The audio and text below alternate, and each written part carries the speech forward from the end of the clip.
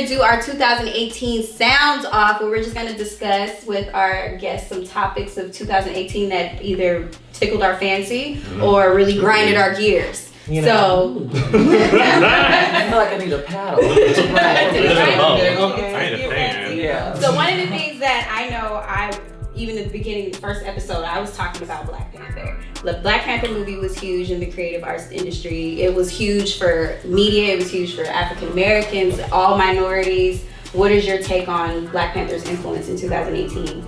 It was definitely a movement. Yeah. It was a moment. Everybody was still doing Wakanda They're still forever. doing it now. Even though Chad was like annoyed by it. Yeah, Chadwick, I think he's burnt out and everybody walking up to him. I mean, can you imagine though? Like, walk out the house. Just like Shiggy. Just like Shiggy with the Kiki. Oh, yeah. I saw a video of him on Twitter and he looked like it looked like his own personal, like Ryan Murphy AHS hell.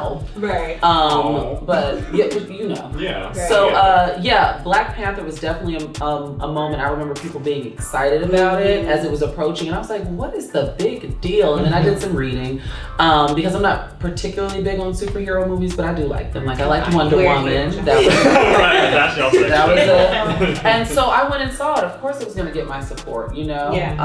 And it was definitely, like I said, we're still feeling the after effects. It was a great moment for, like you mentioned, representation, and to show that an ensemble cast of Black people can have a blockbuster hit. Right. Because you know there's so many tropes and narratives like, oh well, we got to have, you know, we can't have an all Black cast to have a blockbuster number one, and that shut all the critics up. Yeah. And I'm curious to see how it's going to compare to Lion King next year. Oh yeah. I think Lion King's going to blow Black Panther out of the water. You think so? Yes, and I'm going to tell you why. Lion King is more revered globally. A lot of people approach Black Panther not knowing like the story or knowing what to expect. Lion King, we know what we're going to expect. It's going to be that damn live feature. Beyonce. Well, Beyonce. James Earl Jones is returning as Mufasa. And I just think because he's pretty old. He's been old my whole life. Right.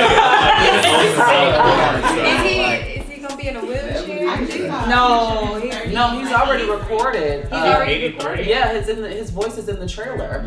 Let's hold on to James Earl Jones in 2019. But yeah, he was coming to America. He was old. And that was 87 years old. Wow. This is a Conan movie. 93-year-old Cicely Tyson can still be out here kicking. James Earl Jones can too. So yes, I personally think that The Lion King, because it doesn't matter your background, your racial or ethnic makeup, everybody loves The Lion King, and it's just going to be sold out for weeks. Okay, so that's your 2019 prediction. You got any 2018 sound offs or? Crazy Rich Asians. I love Crazy Rich Asians too. Mm-hmm. I love this. That water, that the wedding scene. Coldplay. I related to the one Okay. character whose husband, who she was hiding the stuff Oh yeah, from. yeah. Yeah, I related to her a lot. Yeah, no, I think I really like Constance Wu. She's hilarious. Yes. I watched Fresh Off the Boat. Yeah. On She's ABC. That would funny. be really Was she good. play the lead? Yeah, Okay. she's She's the wife. So that was big for the Asian community because you rarely see an Asian lead or all Asian. Even with the Golden Globes coming up, Yeah. and Sandra Oh hosting. Yeah. No, I didn't realize that like no Asian woman had ever. Because Aziz Ansari once hosted the VMAs, so Asian men. But it's rare that this is still history being made in 2018. Can you believe it? I can. I mean, it's sad. When I but look at like, our history, high I five. certainly can. Yeah. But Crazy, it was really good. I liked the movie. I thought it was beautifully shot. I want to go to Singapore so bad. I know that. So bad. The food looked good. Yeah, and then that matte magenta Audi. Yes. The girl had. Well, I think this might have been like the biggest Coachella ever, just because of the presence of the Queen, the goddess, Beyonce. Beyonce was all over 2000. You know, and we talked about it on our show. I actually had a few friends that were part of the dance troupe that was on stage, and that was just huge. You know. And historic. Yeah. Very historic. And I think overall festivals we're on like 100 this year. We're the global citizen. Yeah, it was a big year for festivals. It was a big of course, year. I mean, we know to expect greatness from I didn't expect anything less than what she delivered, but I couldn't, like, I'm still blown away. I'm happy I was in the comfort of my own home. Me too. That was because if I was thing. in that crowd, like was with Drake a couple years ago, I would have been pissed. Was this the first year YouTube did it live? Yep. That was huge. Did a live stream. Yeah. That was Thank huge. God. Yeah, because it was perfect. I was at home too, and I saved $3,000 or whatever, however 300. people were paying because you got to get your home and you got to get the little VIP wristband. Like people were. Food was really expensive. All that dust, diapers. Because you know once you get out there. Yeah, I had a peanut water ball and throw it when I was I've there. never been. All kinds of stuff. You've never been? No, nothing about it appeals to me. I feel like now that I'm a 30-year-old woman, about to be 31.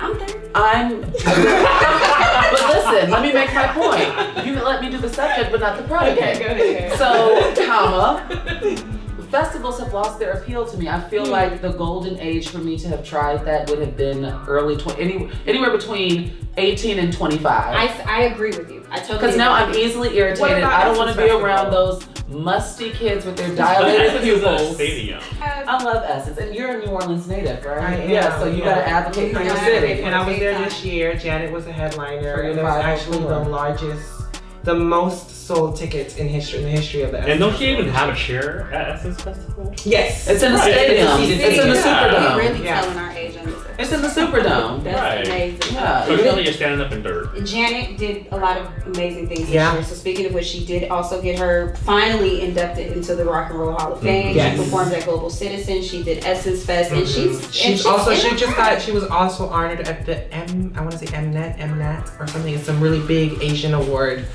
show where she was given the World Icon Award or something like that. Yeah. Yeah. So Janet made big moves. Yeah. Beyonce, Janet, I would say Janelle Monáe had a very big year this year. I just rewatched that when Grammy noms dropped. Nice. Literally just revisited that album is literally a masterpiece. It's just that whole album from beginning to end. The visual didn't do anything for me, but I loved it. Really? Yeah. What? Please tell us why. That was. I don't know. I was expecting something, I guess, more. When I think visuals, I think Beyonce. And we actually argued about this on Kiss and Tell. We did. Because her visuals, to Beyonce. You try to make it seem like Janelle didn't have a budget. She had oh no, I did not say that she didn't have a budget. I just said it was not for I think me. she went more for the shock and awe. It's not fair to compare anybody's work to Beyonce's. That's like saying totally differently. That's like saying I don't like this show because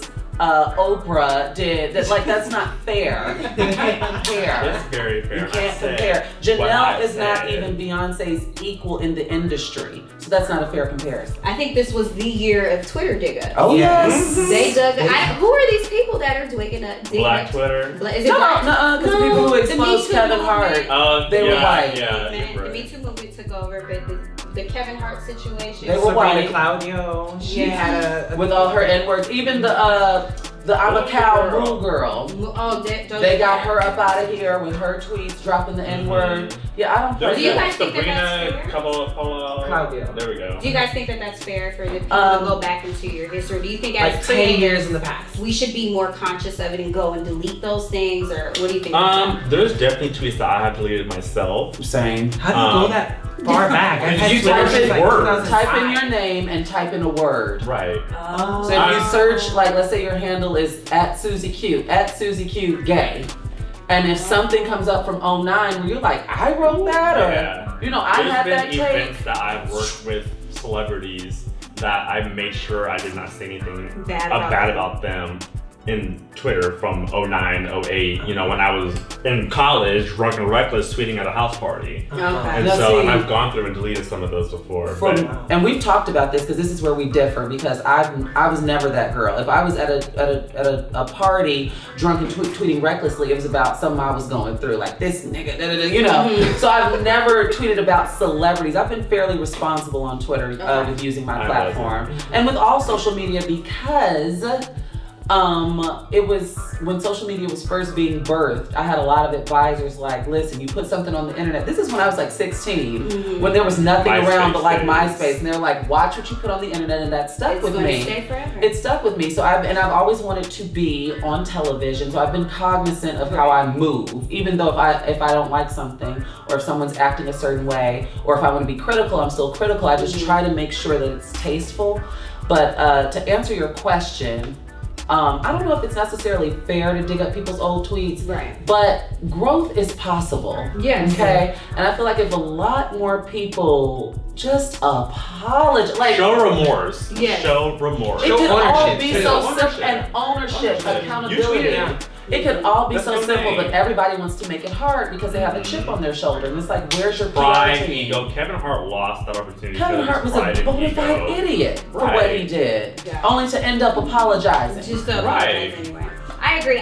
Me personally, I think the notion of people having to go back and dig up his tweets and things, I think that was just a bit extra. But I definitely understand once it was out that yes, he should have apologized and just. And what you have to realize is not everybody's a fan. Right. So some people thrive off negativity and hate. So if you get an opportunity, they might go digging. But you need to take a step back, take a deep breath, and consciously decide how you're going to navigate this, and not just have this knee-jerk response. Because Kevin basically told us to kiss his ass. That's basically what he told us. If you're gonna take this apology, take it. If not. He didn't apologize though, and he lied. He had never apologized about. But I'm saying he talked about it or something like. He said he addressed it, but he was saying that he apologized for this in the past, and he never did.